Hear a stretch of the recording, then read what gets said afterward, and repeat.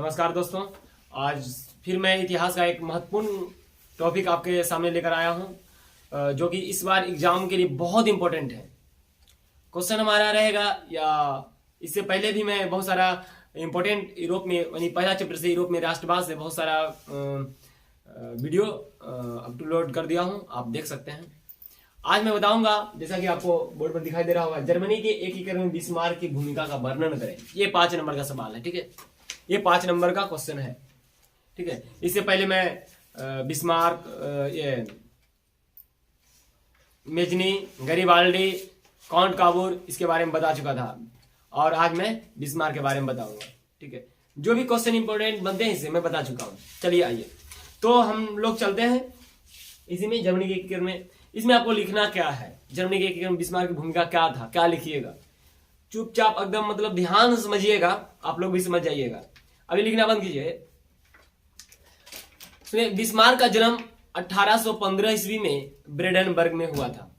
Bismarck का जन्म, आपका इसका मतलब भूमिका वर्णन करना है, भूमिका लिखना है तो हल्का सा शुरुआती में ये भी लिख सकते हैं। बिस्मार्क का जन्म 1815 ईस्वी में ब्रेडेनबर्ग में हुआ था।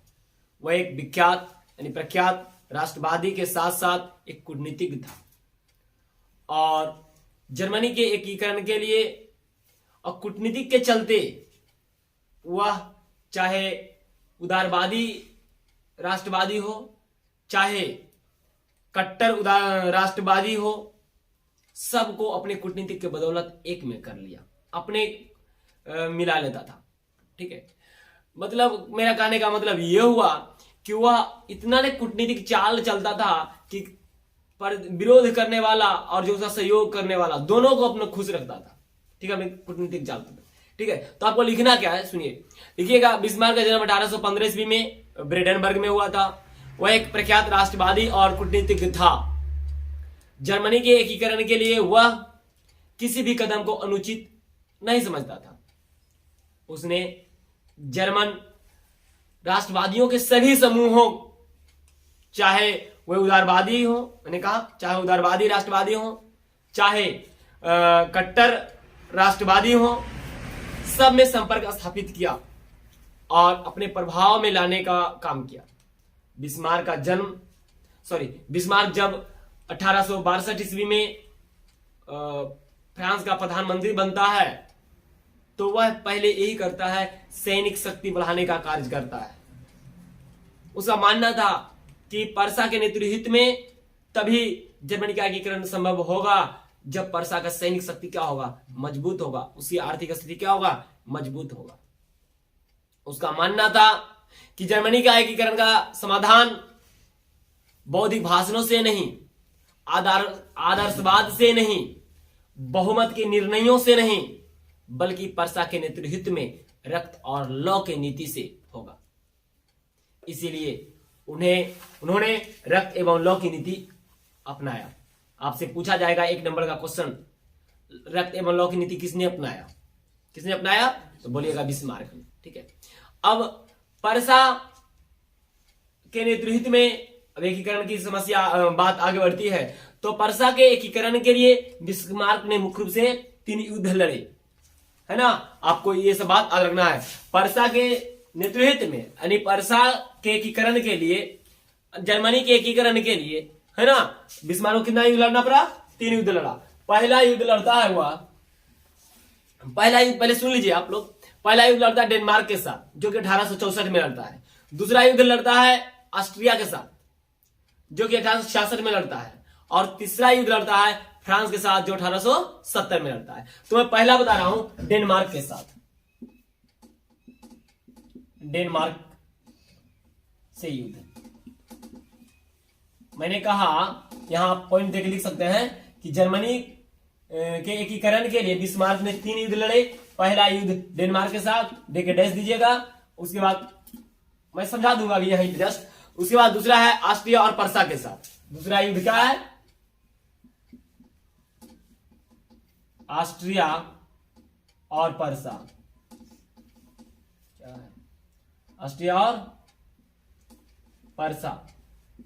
उसके बाद तीसरा युद्ध जो होता है पर फ्रांस और पर्सा के बीच। तीसरा युद्ध क्या होता है, तीसरा युद्ध लिखिएगा फ्रांस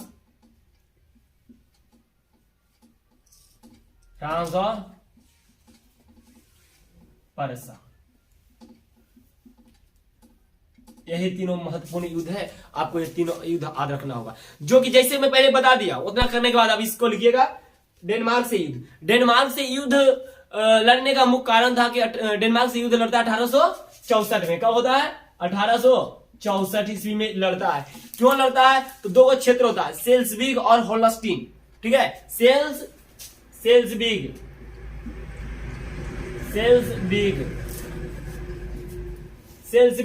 दो, मैंने कहा दो क्षेत्रों को लेकर सेल्सबिग और होल्स्टीन। किसके साथ? ये क्षेत्र और ये लिख सकते हो और, या कोमा दे दो कोई दिक्कत नहीं है, सेल्सबिग और होल्स्टीन। ये दोनों क्षेत्र के चलते, ये दोनों, ठीक है, सेल्सबिग और होल्स्टीन के चलते 1864 में डेनमार्क से युद्ध लड़ता है। क्यों सर? सुनिएगा पहले। सेल्सबिग और होल्स्टीन को मिलाने के लिए डेनमार्क से युद्ध लड़ता है। तो युद्ध लड़ने से पहले क्या किया? मैंने पहले बता दिया, बिस्मार्क जो है एक बहुत बड़ा कूटनीतिक है। अपने कूटनीतिक के चाल से उन्होंने क्या किया? ऑस्ट्रिया को अपने मिला लिया। ठीक है, और ऑस्ट्रिया को बोला क्या?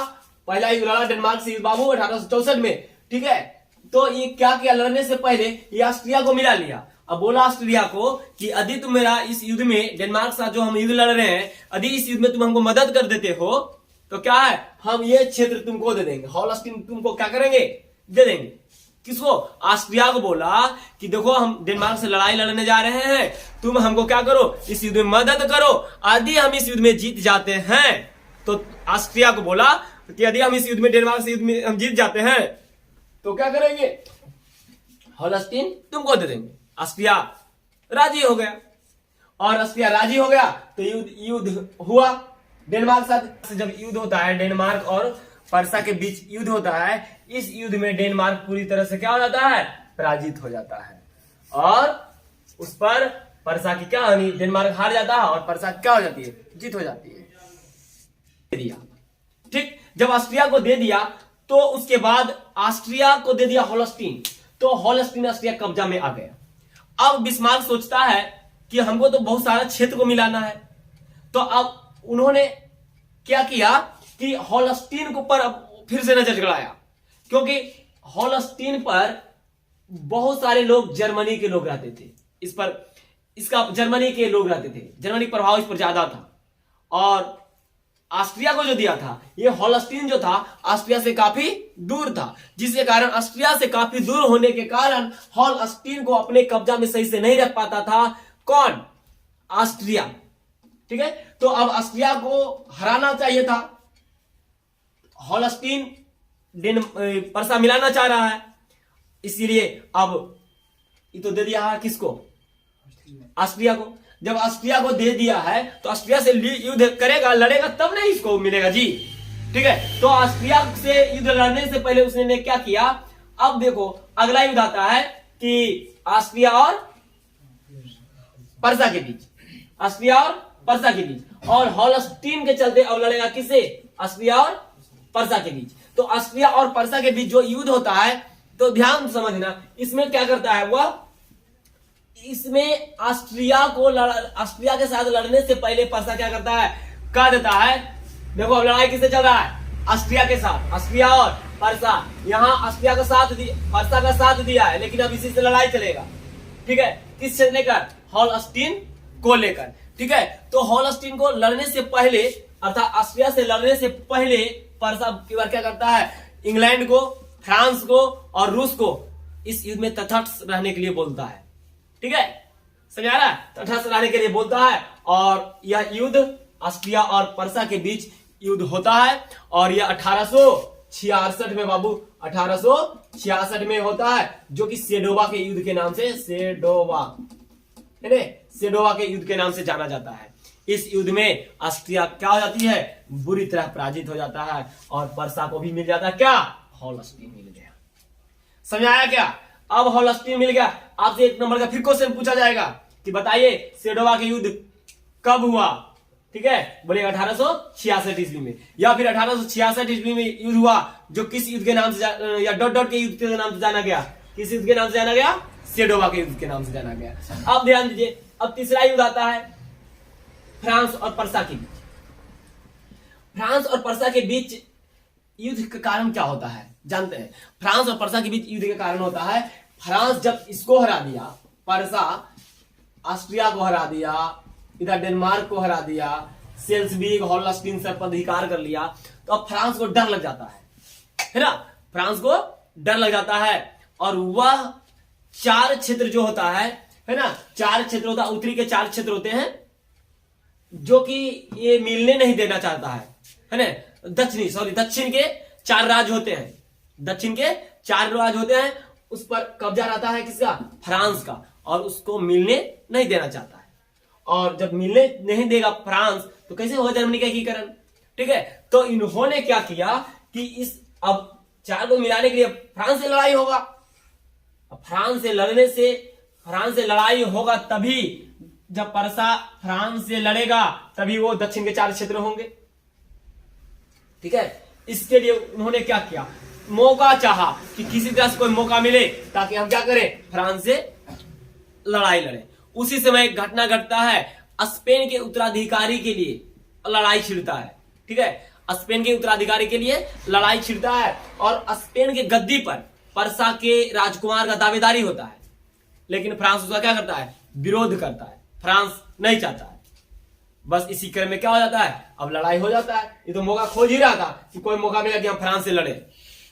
बस अब की बार फ्रांस और पर्सा के बीच क्या होता है, युद्ध हो जाता है, लड़ाई हो जाता है, जो कि 1870 ईस्वी में हुआ, ठीक है। सिडोन के युद्ध के नाम से, सिडोन देता कहेंगे, सिडोन देता है ना, सिडोन के नाम के, जो सेडोवा है, सिडोन या सेडोन या सिडोन, अब कोई दिक्कत नहीं, सिडोन या सेडोन, ठीक है, के युद्ध के नाम से जाना गया, ठीक है। इस तरह से ये 1870 में अब तीनों को हरा दिया, जर्मनी का एकीकरण क्या हो गया, मतलब 1870 में हरा दिया, पराजित कर दिया, तो 1871 ईस्वी में क्या होता है, एक संधि होती है, फ्रैंकफर्ट की संधि होती है, और दक्षिणी के 4 राज्य को अपने महासंघ में मिला लेता है, और इस तरह से 1871 में जर्मनी का एकीकरण क्या हो जाता है, पूर्ण हो जाता है। तो मुझे लगता है आप लोगों को समझ में आया होगा। फिर से एक बार मैं बताता हूं, आप समझिएगा, या आप इसी चीज को दोबारा देखिएगा, वीडियो को दोबारा रोक कर देखिएगा, रोक कर देखिएगा, समझ में आ जाएगा। फिर से एक बार मैं रिकॉल कर देता हूं, बोर्ड पर ध्यान दीजिएगा, एकदम पक्का हो जाएगा, ठीक है। चलो, जर्मनी के एकीकरण में बिस्मार्क की भूमिका लिखिएगा। जर्मनी के एकीकरण में बिस्मार्क की महत्वपूर्ण भूमिका था। बिस्मार्क का जन्म 1815 ईस्वी में ब्रेडेनबर्ग में हुआ था। वह एक विख्यात राष्ट्रवादी और कूटनीतिज्ञ था। जर्मनी के एकीकरण के लिए वह किसी भी कदम को अनुचित नहीं समझता था। उसने जर्मन राष्ट्रवादियों के सभी समूहों को, चाहे वह उदारवादी राष्ट्रवादी हो, चाहे कट्टर राष्ट्रवादी हो, सबको अपने प्रभाव में लाने का प्रयास किया, और 1862 ईस्वी में वह पर्सा का प्रधानमंत्री बन गया। पर्सा के प्रधानमंत्री बनने के साथ वहां के सैनिक शक्ति को मजबूत करना प्रारंभ कर दिया, उसकी आर्थिक स्थिति मजबूत करने का प्रारंभ कर दिया। उसका मानना था, बिस्मार्क का मानना था कि जर्मनी का एकीकरण बौद्धिक भाषणों से नहीं, आदर्शवाद से नहीं, बहुमत के निर्णयों से नहीं, बल्कि पर्सा के नेतृत्व में होगा, और रक्त और लौ की नीति से होगा। इसीलिए जर्मनी के एकीकरण, अर्थात यहां पर लिख सकते हैं, इसलिए बिस्मार्क ने क्या किया, जर्मनी के एकीकरण के लिए रक्त एवं लौ की नीति का अवलंबन किया, पालन किया, ठीक है। बिस्मार्क जर्मनी के एकीकरण करने के लिए 3 युद्ध लड़ा, जो कि आपको मैं बताया। डेनमार्क से युद्ध 1864 ईस्वी में, जो कि सेल्सबर्ग और होल्स्टीन के लिए लड़ता है। डेनमार्क से लड़ने से पहले ऑस्ट्रिया को अपने मिला लेता है, ठीक है। डेनमार्क से लड़ने से पहले ऑस्ट्रिया को अपने में मिला लेता है, और बोलता है डेनमार्क ऑस्ट्रिया को कि यदि हम डेनमार्क से जीत जाते हैं तो होल्स्टीन क्या करेंगे, आपको दे देंगे। ऐसा होता है, और शर्त के अनुसार ऑस्ट्रिया को मिल जाता है होल्स्टीन। उसके बाद 1866 में क्या करता है, ऑस्ट्रिया के साथ अभी पर्सा लड़ जाता है, और ऑस्ट्रिया से लड़ने से पहले क्या करता है, फ्रांस को, इंग्लैंड को और रूस को तटस्थ रहने के लिए बोलता है और ऑस्ट्रिया को क्या किया 1866 में सेडोवा के युद्ध में ऑस्ट्रिया को हरा दिया। जब ऑस्ट्रिया को हरा दिया अब बच गया था कौन, केवल दक्षिण के 4 राज्य जो कि फ्रांस के क्षेत्र में आते थे। इसको हराने के 4 राज्य को मिलाने के लिए फ्रांस को हराना था, तो फ्रांस को हराने के लिए मौका ढूंढ रहा था। उसी समय स्पेन में उत्तराधिकारी को लेकर क्या हुआ, बात छिड़ गया। उस उत्तराधिकारी पर पर्सा के राजकुमार का दावेदार था, लेकिन फ्रांस उसको विरोध कर रहा था। ठीक है, फ्रांस का क्या कर रहा था, विरोध कर रहा था। तो 1870 में सीडोन के युद्ध में क्या हुआ, फ्रांस को पराजय हुआ, फ्रांस हार गया। और इस तरह से 1870 में इस जर्मनी का मुख्य रूप से सभी क्षेत्र मिल गए। और 1871 में क्या होता है, फ्रैंकफर्ट की संधि होती है। उस संधि के तहत जर्मनी का एकीकरण क्या हो जाता है, पूर्ण हो जाता है। तो दोस्तों मुझे उम्मीद है कि आपको समझ में आ गया होगा। और यदि समझ नहीं आया, चाहे जैसे हो आप, ये मैं नहीं कहता हूं कि केवल आप मेरा वीडियो देखकर समझिए, आप किताब से समझिए, जैसे हो इस क्वेश्चन को आप, यदि आप हमसे नहीं समझे, कहीं और से पढ़कर, किसी और से जहां आप पढ़ रहे हो वहां इस क्वेश्चन को एकदम दिमाग में बैठा लेना है। ये बहुत इंपॉर्टेंट क्वेश्चन है। ठीक है, तो दोस्तों आज इतना ही रहने देते हैं। फिर मैं नेक्स्ट वीडियो में इस टॉपिक से जो भी इंपॉर्टेंट क्वेश्चन होंगे, जो कि एक और क्लास दूंगा इस यूरोपीय राष्ट्रवाद से, जो कि 2 नंबरिया क्वेश्चन पूछता है, उसका मैं दे दूंगा, है ना। तो ये क्वेश्चन बहुत इंपॉर्टेंट है, आप इसको बार बार देखिएगा। ठीक है, जब तक आपका ये हो नहीं जाता है समझिएगा, लिखने का प्रयास कीजिएगा। ठीक है दोस्तों, तो मिलते हैं हम नेक्स्ट वीडियो में।